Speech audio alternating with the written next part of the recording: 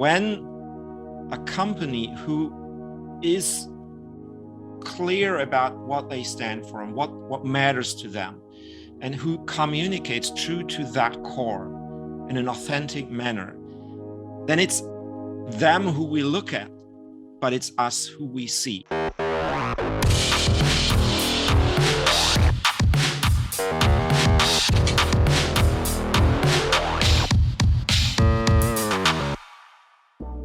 Hey everyone, it's Jonny here. Thanks for tuning into the show. I hope you're having an absolutely awesome day. I've got a brilliant guest today. So about 20 years ago, I got into business. I started freelancing and then I set up my own company. And in that time, I can honestly say the majority of business problems or issues or challenges that I see stems back to one core thing, and it's communications. When communications break down, it often results or has a ripple effect into lots of other things. So internally, it could be HR, or it could be finance or sales, or externally, things like marketing and our message and our communications. When this goes wrong, it has a huge effect on the rest of the business. So with that in mind, I had the amazing opportunity to interview Dr. Michael Gerharz. And Michael is a specialist in communications, and he's a specialist in storytelling. So he works internationally. He's based over in Germany. He's worked with Blackberry and Siemens and Johnson & Johnson, and he works with business leaders to find the core truth, to look into the organization and themselves, and to find out the core message and the truth of who they are and who the business is. So we spoke about lots of different things. We talked about purpose, we talked about brand, we talked about obviously communications and the search for core truth. So here's Dr. Michael Gerharz. Enjoy. So, hi, Michael. It's a pleasure to have you on the show. How are you today? I'm fine. It's great to be here, Jonny. How are you? Yeah, I'm good. It's a bit of a dull day here, actually. We've got grey skies outside, but I'm looking forward to the weekend. Got lots of things planned, and looking forward to a great week. But yeah, thank you for joining me today. We spoke last week, actually, didn't we? We contacted each other. I'm really interested in the work that you're doing. I think it's fascinating, and we had a conversation, and we kind of explored a few topics that we could talk about today. And one of the things that came about quite quickly is that you wanted to talk about honesty and truth, and I got really excited because it's something that I'm really passionate about at the moment, about honesty and finding the truth. But why did that come to your mind quite quickly, and why do you care so much about this subject area? Yeah, well, it became pretty obvious fast that these are things that resonate with you very well, and from the work that you do, it becomes quite obvious. So, but why do I care about this? Well, probably in part because I have that strange background of coming from a research background. I'm actually a computer scientist, so it's sort of the most unlikely communications coach, because computer scientists are often considered to be those pale guys who never see a ray of sunlight and run away screaming when somebody talks to them. But what it did for me, that background, is that I'm really interested in finding how things really work, and what's the core of things, and what's the essence, and nailing these things in a way that's really truthful. Because I mean, it's not really hard to find a brilliant tagline that just sparks emotions, or that sparks people's feelings, or gets them to do an action or click a call to action button. If you don't care for the truth, if you just don't mind promising the blues from the sky. What's really hard is when you do work that matters, to find the essence of that work and capture it in a way that's true to the things that you care about, that resonate well with your audience, without all the bullshit. Do you think, I totally agree with everything you're saying, but do you think this is happening more with the events that have happened over the last few years? Because when I'm speaking to my clients as teams, as leaders, and as individuals, I find that a lot more people are, like you said, looking for the core truth. They're peeling back the layers. They're looking deeper and further into themselves and their organizations. What's happened over the last 2 years that are making people have this mind shift in looking for the core truth in what they are and what they do? Or there might be a couple of things that happen in parallel. I mean, certainly these strange times that we all went through, and where we had so much more time to reflect on the things that matter to us, because we just got disrupted with the things that we normally do and had to just take a step back. These sort of things certainly took a great part in that.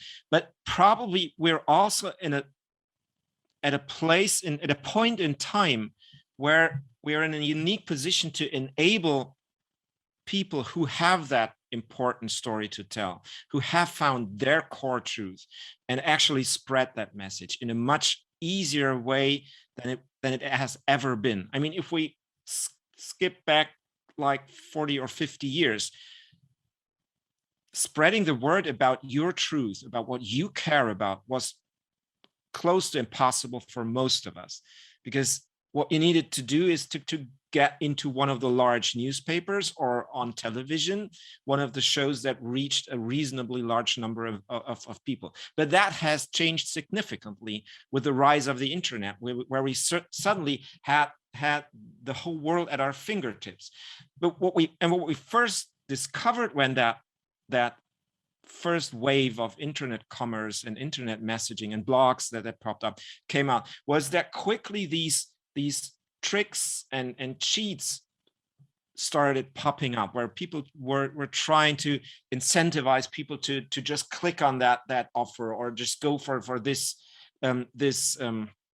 honeypot, or however you like to call it. But today we recognize, with the rise of that social media means that we tap into, where we have lots of friends assembled all over the world, that we can reach much more easily people who care for the same things than we do, and where we have people who have fallen for these honeypots and these tricks and tell us about that, so that there's a much better chance of discovering what's really trustworthy and honest, and where people really care about the things that they speak about. I agree. And it's interesting that, and I was going to mention this in a few questions time, but I might as well jump into it now, about technology and how social media and these platforms have almost fast tracked the way that some organizations now are presenting themselves to the world in an authentic way. I know the word authentic and authenticity is going to come up a lot in this conversation. And with social media doing that, but it's funny how it's taken social media, it's making businesses think about themselves in a new way, in a truthful way, when really this should have been happening forever. This should always be happening. Businesses needed to be truthful, and honest from day one, from the day they started their business. But so not only now are businesses having to shift, having a digital shift in terms of their communications, into their operations from a digital sense, but they also now need to really look at the core truth of who they are and present themselves. So there's quite a lot for businesses to really be thinking about now to move into the 21st century. So I suppose the question I'd like to ask you is, how do brands find their truth? Where do they start? And then once they find their truth, how do they then present that to the world? Yeah, I think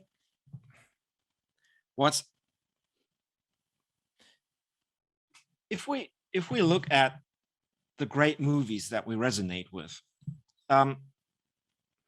it's often because we somehow relate to the people that we observe in that movie. We relate to these these actors and to the persons they impersonate. And so what happens is that although we look at the hero, what we see is ourselves. And I feel like great marketing and great communication does the same thing. When a company who is clear about what they stand for and what matters to them, and who communicates true to that core in an authentic manner, then it's them who we look at, but it's us who we see. And in turn, that means that to find that point of attachment where the things that matter to the company attached with the attached and are in line with the things that matter to me as their customer. In order to find those, we need to shift our attention away from the company and towards the customer. So start from a perspective of empathy. Who are these people that, and what matters to them, and why is the thing that we produce exactly the thing that resolves their struggles, that fulfills their desires, so that they are almost mad at us that we haven't shown up a year early, so that they could have resolved that even earlier. And because what most of the companies still do is that and many marketers still do, is that they sort of consider their spot as the hero's podium, where their job is to shine the brightest light upon themselves so that the audience can cheer for them and recognize how awesome that achievement is. But that's not why people show up, and that's not what they care about at all. They have their own struggles. They have their own lives. And the closer you get to their lives,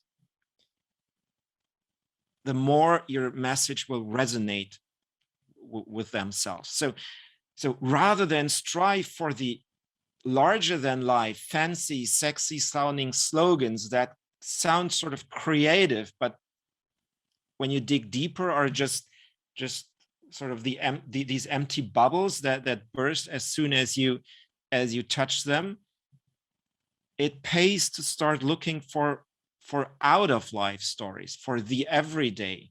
And I guess that's sort of the messaging that you were referring to when you spoke about how companies use social media to show more of who they really are. Those images that tell us more about who are these people, so that we then can identify and see these are just like me. I'm one of them. They are one of my tribe, and so I resonate with them and I care for what they do. Yeah, I love that. I tell you what was really cool when you talked about, as soon as you said start talking about films and like the main character or the main hero or the main star in a film. I do a lot of work with my clients about archetypes and personality and characteristics. But actually, it's made me think, well, actually, I might twist that now and actually go, now let's talk about film heroes. Like, are you Indiana Jones or are you Luke Skywalker? Oh, not even films. If you're an environmentalist, you could be David Attenborough, or that's really interesting to look at a person and think, well, who are we like? And then beyond that, we look at the customer and who the customer wants to be. Who do they want to be? Do they want to be Usain Bolt? Do they want to be Gary Vaynerchuk? Or do they want to be a character or, whoever that is? And I love that, like that association with people and characteristics and the character of someone in a film or a program. The other thing I was thinking about when you mentioned that, I'm currently watching a series. Have you ever seen The Sopranos before? Not extensively, but I've seen a couple of clips from okay. the show, so I'm aware of what it's about. Okay, so the main character is a mobster called Tony Soprano, and it's really interesting, Sopranos, because it talks about the mafia and what it's like in the mafia in New Jersey, New York, and in current times. But they show the complexity of Tony Soprano, this mob boss, And, there's shots of him, he sees a psychiatrist, then there's shots of him with his team, and then there's shots of him at home with his family. And it's like he has to be all these different people. And because he has to be all these different people and be different characters and different personalities, it causes a huge amount of anxiety and anguish because he can't be all these different people. And I suppose that reminds me of like businesses in a way. When businesses are trying to be all these different things to their team, their clients, their stakeholders, they're never really truly themselves. They're never really truthful. And one of the hardest jobs I have with my clients and working with leadership teams is to ask those important questions like, who are we? What do we want? Again, very, very simple questions, but very, very guarded answers. So when businesses are trying to peel back the layers and find these shared beliefs, find these common grounds, something that we can all believe in, something that really represents who we are. It's a simple question, but actually there's quite a lot of complexity in it. And actually this might move me on a little bit to a question that I'd like to, or a conversation I'd like to have with you about positioning. So I think positioning plays this huge part in authenticity, because what we do with positioning with a business, we're trying to position ourselves in the hearts of minds of a particular audience. So we offer this product and it's this solution for this type of person. And actually when we focus on the brand and we focus on the product, sometimes we can stop focusing on the customer because we're trying to create a territory in someone's mind about who we are. So because of positioning, that's when brands and businesses can seem untrustworthy because we're trying to be something we're not. So I suppose it goes back to that question again. How do we stop that from happening? How do we get leaders and leadership teams to have these conversations, to be open and honest and truthful about who we truly are? What questions should they be asking each other?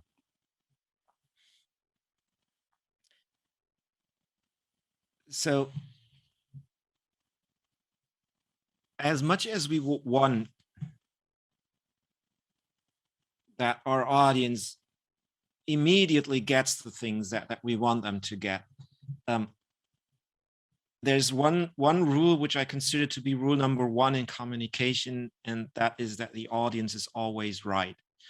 And so if they somehow don't get our spot, they don't get it. And it doesn't matter how much effort went into crafting that fancy sounding tagline that we so passionately cheered for in our boardroom meeting.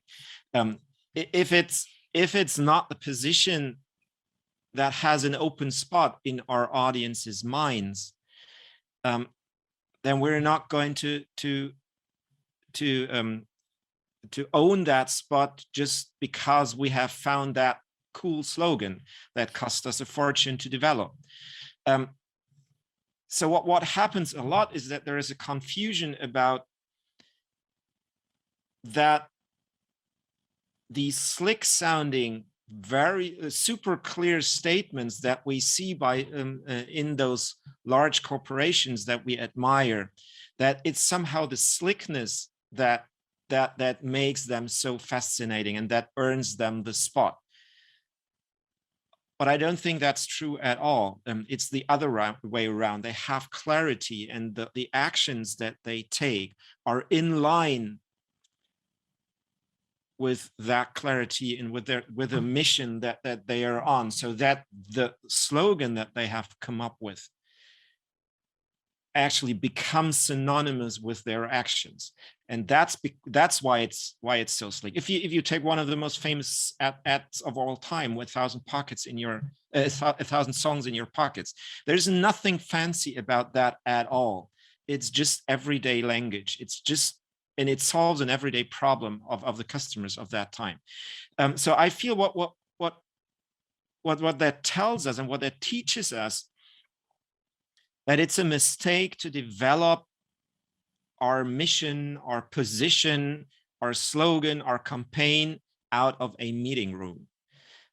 It's got to be developed out of the conversations that we have with our with the people that we seek to serve.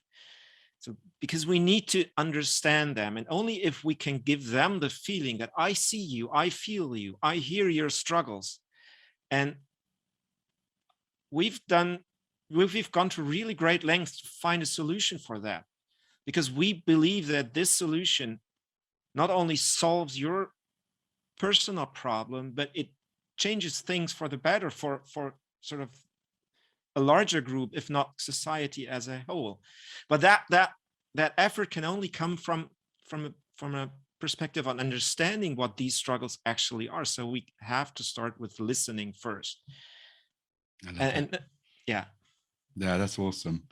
There's a line on your website that really resonated with me, and it kind of leads on to what you're talking about there. And you've written, the lack of focus and clarity is the main reason why people don't resonate with a story. So I suppose the question, I think I kind of probably butchered that slightly, but it's kind of on those lines. How do people find more focus and clarity then? How do they rein it in and find the core truth? I think I've asked you this question kind of 3 times and you've kind of answered it, but I kind of really want to go into the detail now, because I know you work with a lot of leaders. Yeah. How do you get them to think about these things? Well, first of all, you need guts. The guts to focus. It takes guts, and it's scary. I mean, you're doing such phenomenal work precisely because you care for the details. And so it really hurts if you have to let go of all these details in order to focus on that particular message that really nails your point. It hurts, but it's required work, because if you're not doing it, what you're basically saying with that lack of guts to focus is that you're delegating that task to your audience, because they will do that work for you. I mean, if you go through the streets and see the logo of some brand, you have an immediate association in your head. You have an immediate line of thought of that brand, and that's always short and concise, and it's in your terms. And that's true for pretty much every communication that we encounter. When we've heard a pitch, when we've heard you pitch your new product, and someone asks us afterwards, so what was that pitch about? We're not going to repeat a verbatim copy of those 30 slides that you just showed me. I'm going to have a quick answer. And so if we don't have the guts to focus, our audience will do it for us, and we might not be too happy with their choice. If they take that at all and don't just dismiss it, well, that was totally confusing. That could be an answer as well. And so I think that one of the most powerful tools that you can use in order to focus is to get away from the default mode of communication, which to my feeling is sort of, I'm going to just tell you everything I know, and when I'm done, you're going to be convinced. And that's sort of how most of the pitches that I see out there work. But of course, that's also how most of these pitches fail, because I mean, who cares for all these details? Who cares for all of your message?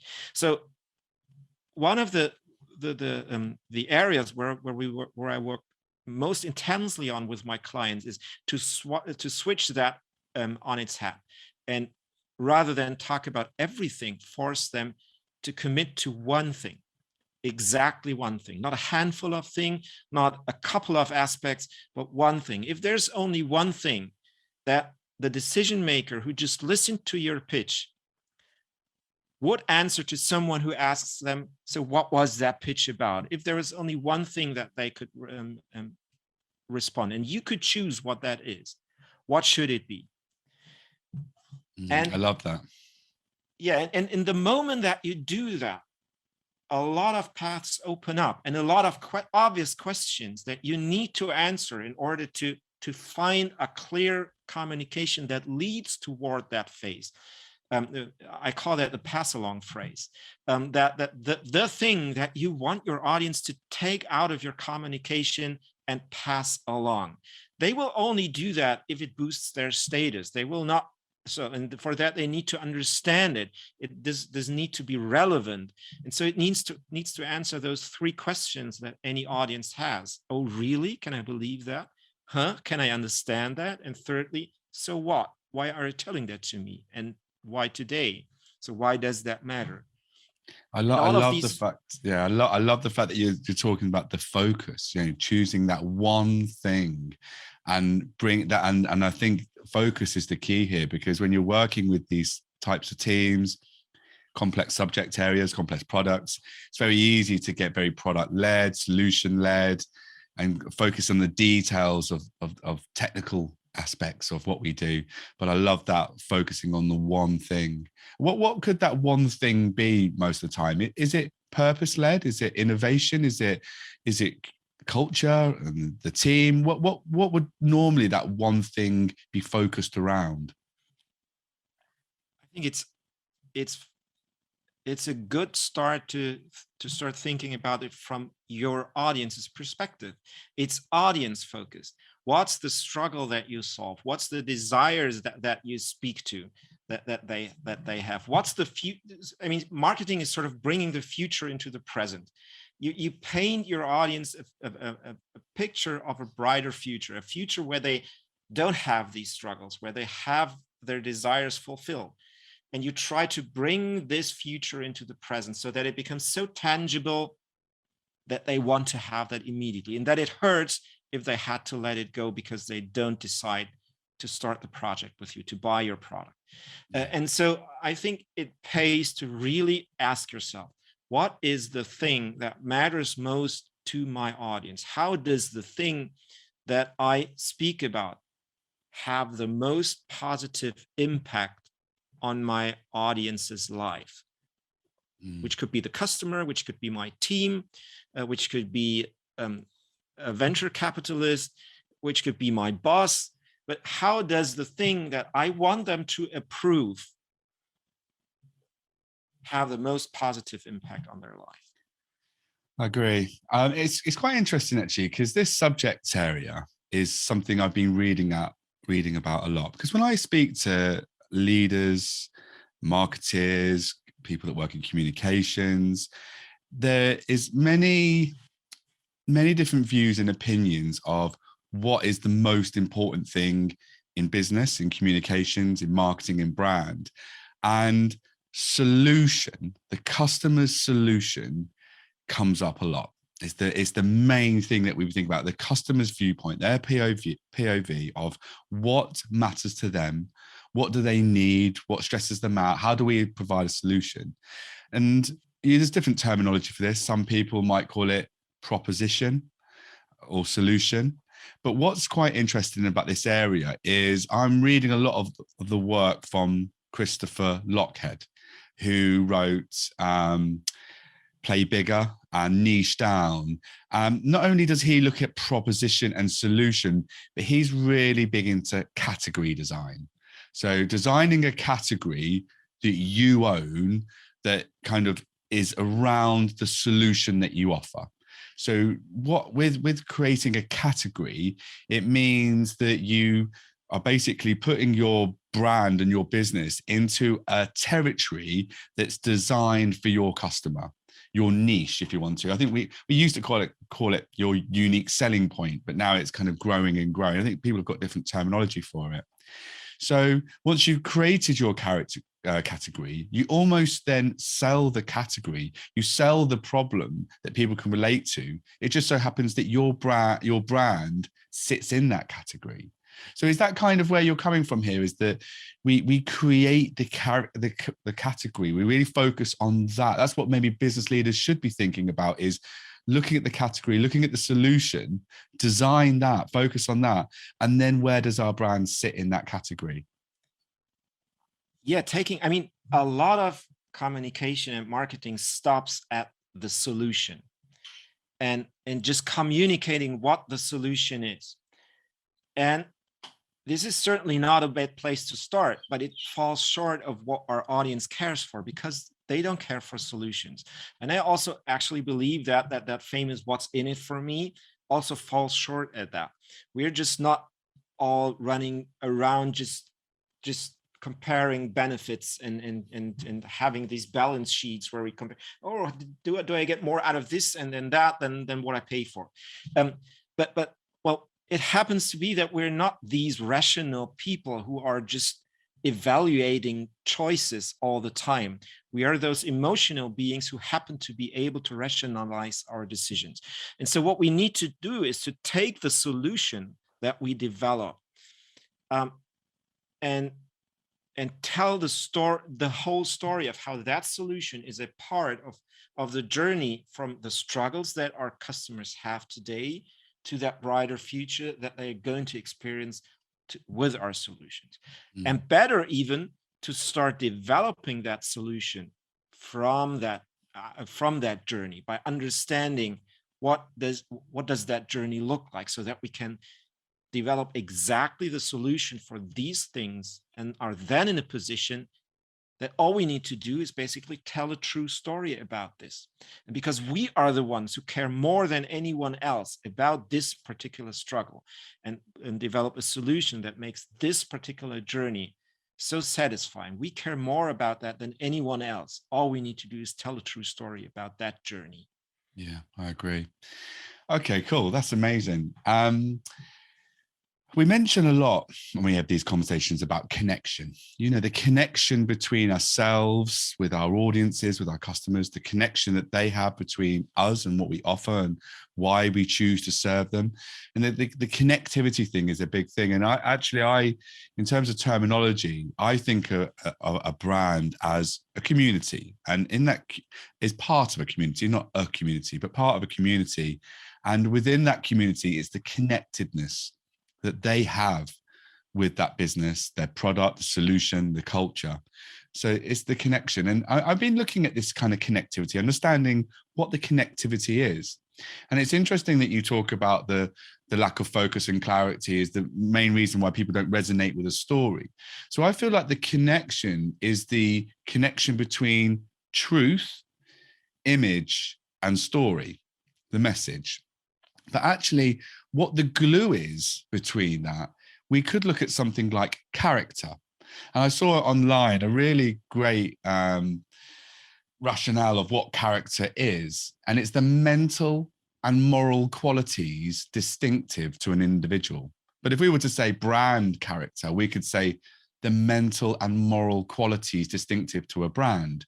And I think it's the character is the glue between truth, image, and story. Because unless we know our true character, we know our true guiding principles or our foundational values, and we're transparent about them, we'll never know a brand's true character. So I suppose that a question here is, how do we find our true character? Maybe from an individual point of view, from a business, how do we find that transparency? Yeah, I mean, it's easy to find something that works, which might not necessarily be the things that we love to do. It's also easy to find the things that we love to do, at least for many of us, but that doesn't really mean that resonates with anyone. So the real challenge here seems to be to find that overlap of what are the things that we love to do that have the biggest impact on other people's lives. And I feel that last part is really key to finding that, because I mean, when we start out as a teenager or getting out of college or university, then we have learned that we need to pursue these goals, and these are often outwards focused, that we see that these shiny goals that we want to achieve. But at some point, in part because we see that, well, halfway there, we see that other shiny goal that might as well be quite great to achieve. And so all these goals pop up, and we try to achieve those, and which gets us to that point where we realize, well, what we actually need to do is to focus into the inner goal. So what is it that really matters to us, so that once we realize that, it might feel slower at first, but but then from a position of really understanding what matters to us personally, what are the values that matter to us, we can go so much faster. But when we really dig deep here, we discover that the things that satisfy, that are most satisfying about that, the things that really matter most to most people, at least in my experience, are the things where we have an impact and hopefully a positive impact on other people's lives. So this is, I feel, the area we should focus on. So what are the things that we love to do that have the most positive impact on other people's lives? And if we focus on this thing and tell true stories about this, what matters to us and how it impacts, or hopefully has already impacted, other people's lives, it's almost guaranteed that these stories will resonate with other people. It's so interesting that you mentioned that, because actually that really reflects onto two kind of concepts. One of them is almost a philosophy that I've read about and look into. And the first one is Ikigai, which is, if we think of Ikigai, you know, what do you love doing? What are you good at? What can you be paid for? And what does the world need? And I suppose a simpler version that actually is works better with organizations is the hedgehog concept, which is in a book by Jim Collins, which is called Good to Great. And one of there's three areas, it's kind of almost look at it like a Venn diagram, is what are we truly passionate about? What can we do to change the world? You know, what can we do to make a difference? And something that has an economic engine. I think that's right. So those are kind of three concepts almost, or three areas that businesses can look at, like what we all truly passionate about. What can we do to make a difference and be the best at? And where's the economic engine in that? And it's very similar to what you've said. And I think, and that's great, because, you know, any leader, business owners or startups or anyone that works in any kind of leadership that's listening to this podcast or watching this video, I would refer them back to what you've just said, but to those two concepts, or the philosophy of Ikigai and the hedgehog concept from the book Good to Great, which is an awesome book. Michael, I want to know a bit more about you, because we've obviously never met in real life. And it was interesting at the beginning of this conversation, you talked about that you're a bit of a geek and you come from a research, maybe academic background. So talk me through some key milestones in your career and how you've arrived at this point of being a consultant and strategist. How did it all pan out? Well, that could turn out to be a rather long story if you really want to know about all the pivots that I took. Well, if you ask my teenage self, he would have told you that I would be a professional guitarist by now. So I spent most of my teenage years practicing to get these tunes right and play the guitar well. But at some point I had, well, the pleasure of having a really brilliant physics teacher in my school, who really sparked a flame in us, not only me, but actually a couple of my classmates as well. So that we figured that it might be really cool to figure out how the world works. And so I was really on track to becoming a physicist at that moment, until about 3 weeks before university started, at which day I took a tour through a physics institute. And I came back from that tour and decided that certainly wasn't going to be the career that I wanted to do for the rest of my life. So I pretty much ditched that plan at that time, because although I have the greatest respect and I totally admire the results, I mean, just this week, the Nobel Prizes have been announced, and it always blows my mind to see the how deep these findings go and how much they impact the world. But I just didn't see myself in that position. So my best friend at that time just suggested, why not become a computer scientist? And that really resonated with me. It was the new economy bubble back then, so it seemed really a way to have something that has an impact as well as is fun to do. And I enjoyed it so much, in fact, that I did a PhD in mobile communication, went on to continue that research at the Fraunhofer Institute, which is quite a large research institute here in Germany. But I, over time, got so frustrated with all these great ideas who have been thrown into a trash bin because they weren't communicated properly. I mean, there's a room full. Imagine these meeting rooms, or even a large conference where you have these brilliant people, all experts in their field, and they don't even get a word about what that person in front of them is talking about.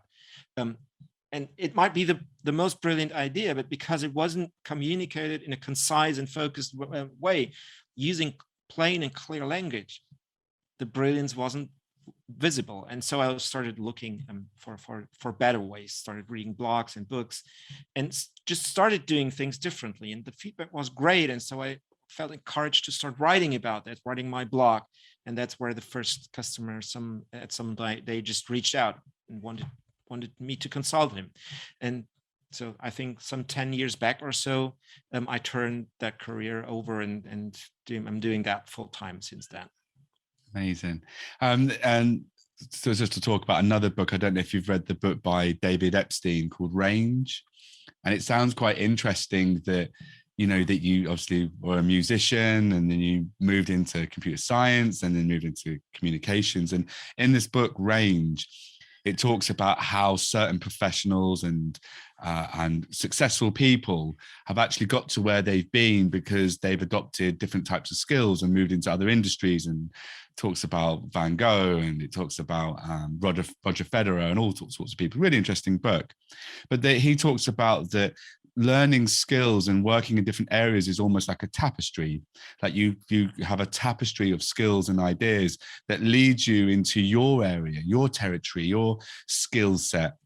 And it's interesting how you've worked in other industries, you've been in academia, and you've been creative as well. And you've taken all of these things and then you bring them into what you do now, which is working as a consultant and a strategist in communications, and you work with leaders.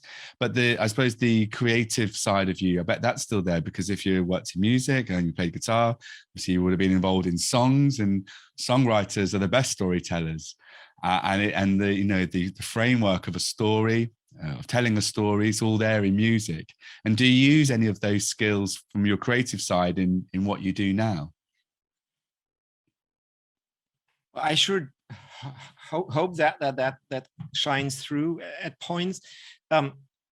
I was actually asking myself these questions quite a bit, and I remember the early days when I was doing consulting work in that communications area, that I sort of shied away from mentioning this earlier side of myself, because, well, really computer scientists don't have really the image of being these great communicators. So I always thought that would probably be something that people face with a bit of skepticism.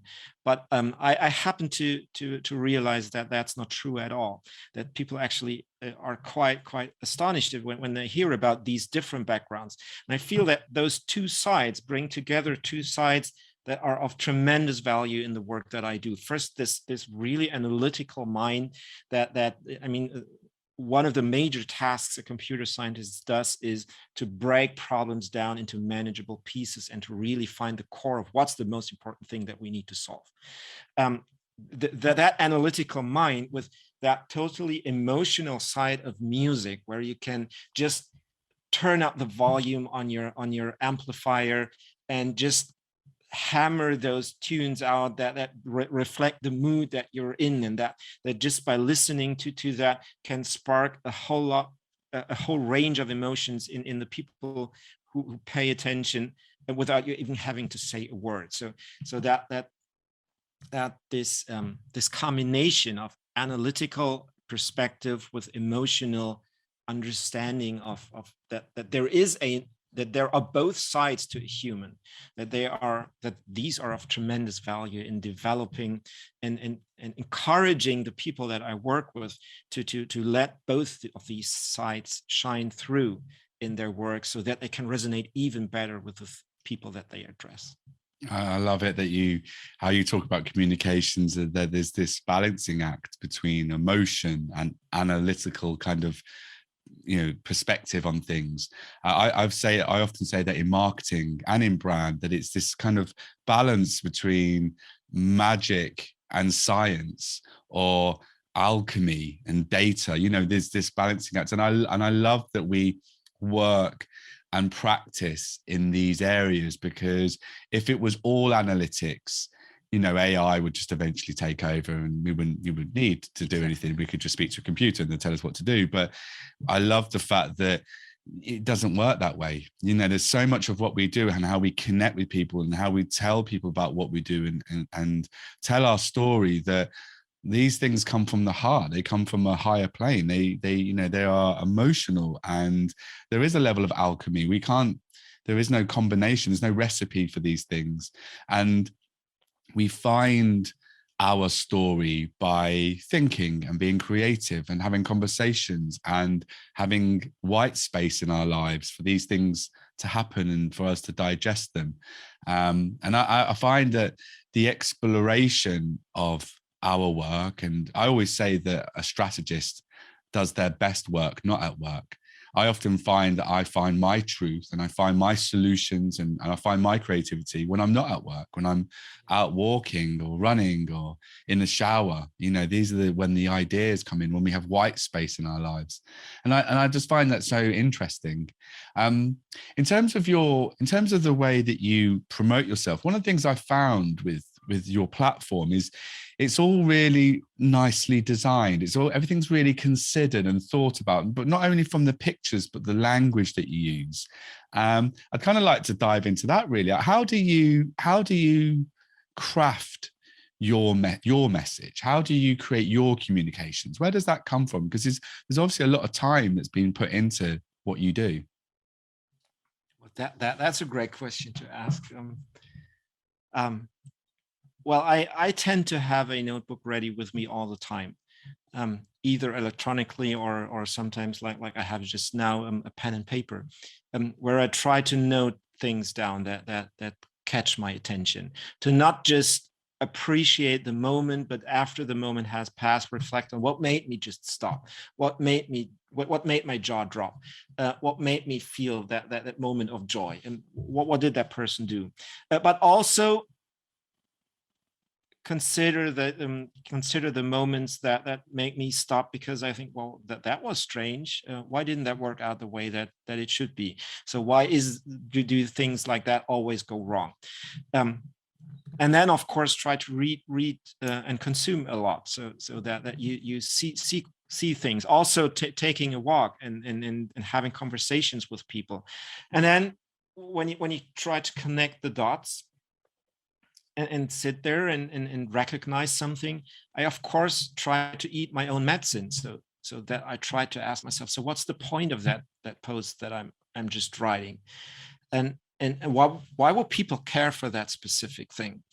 And so it actually, if you would look at my writing program, I happen to write in a tool that's called Ulysses, which is a very down-to-earth way of doing things, just plain text, no fancy layouting there, just writing. So I always start with it. If you took a look at that, you would find there's a tremendous amount of articles that haven't been finished yet, because I haven't found that perfect point of coherence that this thought leads to, or where I just haven't found a good way to start into that thought.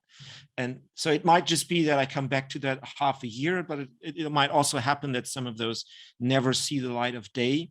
But well, I think it's a combination of going through the world with open eyes, eating my own medicine, and trying to connect the dots and highlight those things which I have the impression that might be of interest to others. Mm-hmm.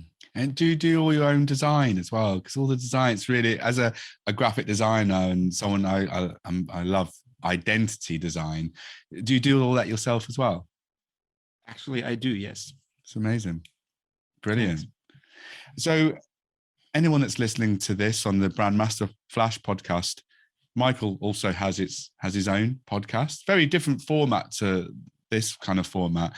You kind of do these short 1 to 3 minute kind of little pieces, little nuggets, these little snackable bits of intel and creativity, and kind of almost like some of them almost spoken word. How do they come about then? How do you write these? How did that start? Well, actually, if you follow both of my publishing outlets, the blog and the podcast, you will come to recognize that the podcast is essentially sort of the best of the blog, where I pick the thoughts that I have written about in my blog, and sometimes edit them a bit to fit into that spoken format a little bit better, and just speak about that in spoken words. So these are actually often similar thoughts, and it's sort of it's probably best to think about of as the best of the blog. Amazing. Well, we've come to the end of the show. I can't believe it. This time's just gone absolutely fast. Anyone that's listening or watching this, where would you like to, obviously we've mentioned about the blog and the podcast, where would you like to send them? What have you got going on at the moment? Yeah, of course, you can just head over to my website, michaelgerharz.com. That's Gerharz, one word, michaelgerharz.com, where you're directed to both the blog and the podcast. But if you're particularly interested in finding that true core of your message, that truthful message that truly stands for who you are and resonates with your audience, I invite you to head over to michaelgerharz.com/brandmasterflash. Where you can find a couple of insights into just doing that. You can subscribe to a small email series where I give you a couple of tips that each provide you with a concrete step towards finding that core self. Amazing. And I'll put that information in the show notes, and I'll also put it in the comment on whatever platform or video platform that people are watching this on. But Michael, thank you so much for your time. It's been really super interesting. It's been great talking. There's so many overlaps for the work that we both do, and hopefully soon we'll catch up again. That will be a real pleasure. It's been great to have that conversation. Thanks for inviting me, Jonny. Cheers. Thank you.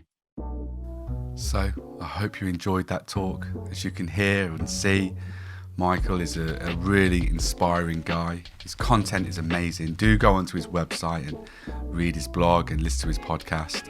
As he mentioned there in the talk, that he will set up a promotional page, a really good offer on there. So I'll put that in the show notes, and I'll also add it into the comments of the video that you're watching, whatever platform you're watching this on. I'll put it into the comments in there as well. But as always, be useful, be kind. I'll see you all soon. Bye-bye.